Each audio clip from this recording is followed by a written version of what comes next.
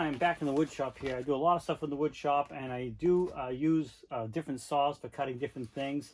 Important thing when I'm doing spindles or any type of turnings, when I end up a small piece like this, I want to cut this off, but I want it cut as flush as possible so it reduces the amount of sanding I have to do after the fact. And that's where a saw like this comes in.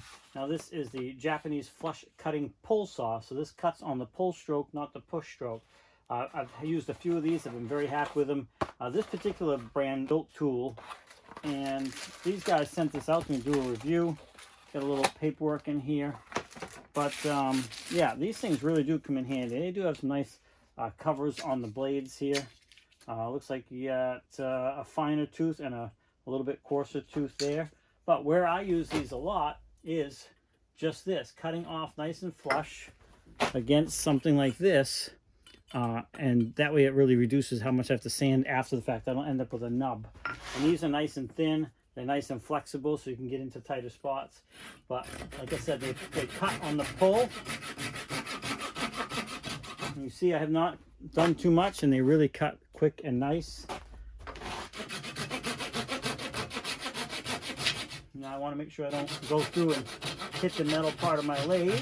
Look at that, I'm just about through already.